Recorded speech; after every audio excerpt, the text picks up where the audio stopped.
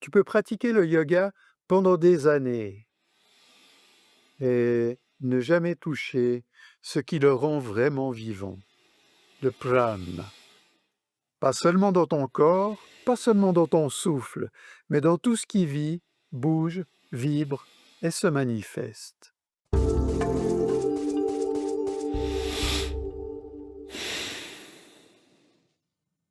On traduit souvent ce mot par énergie vitale.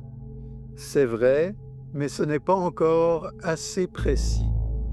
Dans les textes anciens, le prana désigne aussi la puissance de vie qui soutient le monde manifesté. Et le yoga, au fond, est l'art d'apprendre à sentir cette vie, à la purifier, à la stabiliser, puis à l'orienter.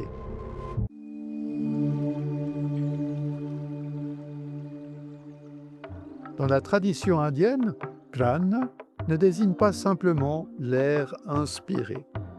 L'air entre dans les poumons, mais le prana désigne quelque chose de plus vaste, la puissance vitale qui anime, met en mouvement, relie et rend l'expérience possible.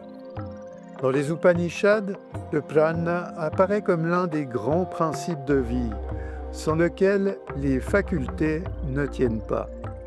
Le souffle en est un véhicule majeur, mais il n'en est pas la totalité. Autrement dit, le souffle et le prana ne sont pas la même chose. Le souffle est ce qu'on observe, le prana est ce qui l'anime.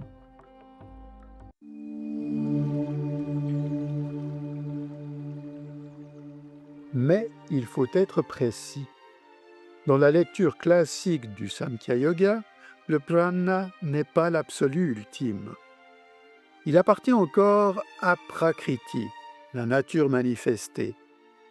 Le champ de tout ce qui apparaît, agit, change et se transforme. Face à elle, il y a Purusha, la conscience pure, le témoin, ce qui voit sans être entraîné dans le mouvement. Le prana appartient donc au monde de la manifestation. Il n'est pas la conscience pure elle-même, il est la puissance de vie en mouvement dans le champ de l'expérience. Et c'est précisément pour cela que le yoga le travaille. Parce qu'on ne transforme pas Purusha. Purusha est déjà pur. C'est Prakriti qu'on affine et c'est le prana qu'on purifie.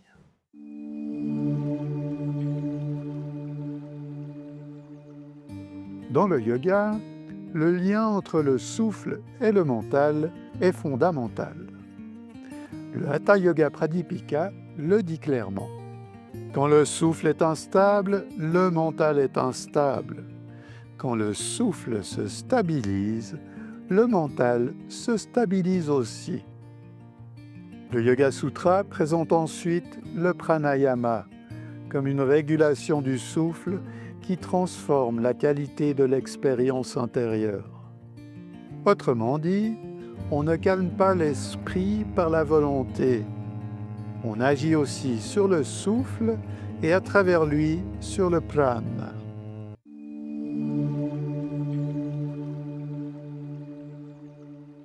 L'Ayurveda affine encore cette lecture. Il parle de 5 grands mouvements du souffle vital, les Panchavayus.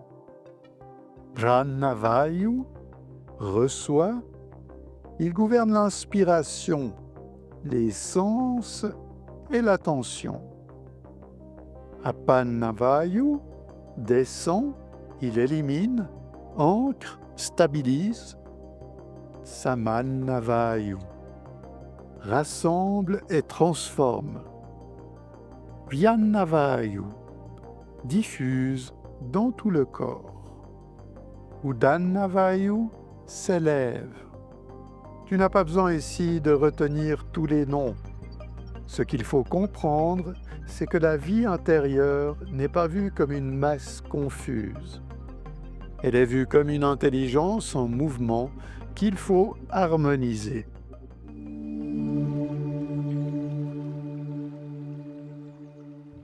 Dans un corps non préparé, le prana se disperse facilement. Il fuit dans les tensions, dans le souffle irrégulier, dans les gestes inutiles, dans l'attention fragmentée. Alors on peut pratiquer, bouger, respirer, et pourtant quelque chose continue de fuir.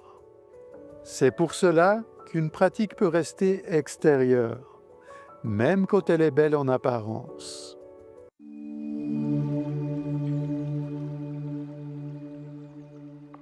Alors, que fait le yoga?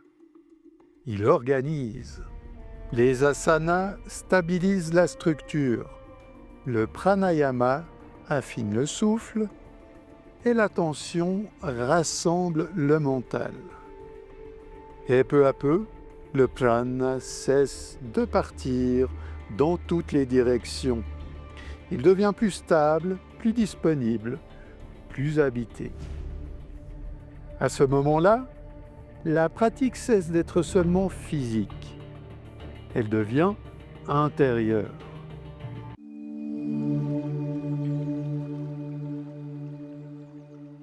Mais cette stabilité du prana ne se produit pas toute seule.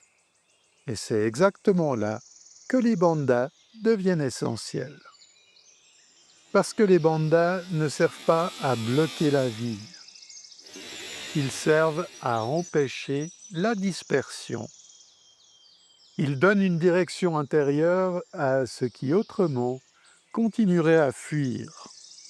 Autrement dit, si tu comprends le prana, tu comprends enfin pourquoi les bandhas ne sont pas un détail technique, mais une clé du yoga intérieur.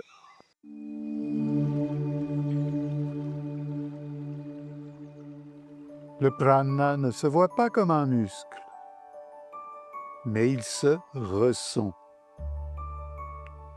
Dans la qualité du souffle, dans la stabilité du corps, dans la présence du regard, dans le silence du mental. Et quand cette énergie commence enfin à se rassembler, le yoga cesse d'être seulement quelque chose que tu fais, il devient quelque chose que tu habites. Le prana n'est pas un mot décoratif du yoga, c'est l'un de ses cœurs. Comprendre le prana, c'est comprendre pourquoi le souffle compte, pourquoi l'attention compte, pourquoi les bandhas comptent. Et dans les prochaines vidéos, nous entrerons justement dans ce qui empêche cette énergie de se disperser, les bandhas. Si cette vidéo t'a aidé à sentir plus clairement ce que le yoga cherche à réveiller, écris prana en commentaire et abonne-toi si tu veux suivre toute la progression.